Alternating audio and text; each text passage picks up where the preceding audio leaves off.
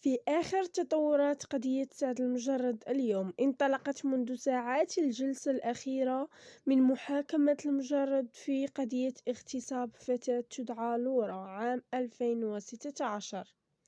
مع بداية الجلسة طلبت القاضية من سعد أن يقول كلمته الأخيرة قبل الحكم، حيث بدأ متوترا وزوجته إلى جانبه وقال بالفرنسية: حاولت أن أعبر عن كل ما أشعر به خلال هذه المحاكمة، وأن أقول الحقيقة من كل قلبي، لأنني لم أرتكب ما أنا متهم به.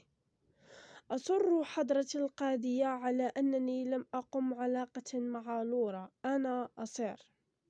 فيما طلبت القاضية من المجرد عدم مغادرة قصر العدل والبقاء في غرفة تحت مراقبة إلى حين صدور الحكم في ساعات متأخرة من اليوم بالغرفة. ووافق القاضي أن تدخل زوجته بين فترة وثانية متطمئنة عليه.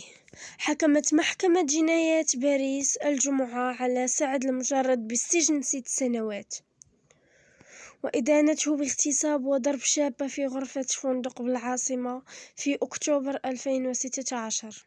وبعد 7 ساعات من المداولات قالت المحكمة إنها مقتنعة بالاغتصاب الذي وصفته بالشكل الثابت ودقيق من قبل لورا منذ تقدمها بشكواها، وتم إصدار مذكرة إحالة وبالتالي سيتم اعتقاله على الفور. وكانت الصحفية الفرنسية التي تابعت قضية عن قرب كتبت على تويتر أن لورا انهارت بالبكاء بعد سماعها لقرار المحكمة، وعلى الفور قامت والدتها معانقتها. ذكرت الصحفية أن المحكمة استندت في قرارها الأخير إلى العناصر التالية: فارق السن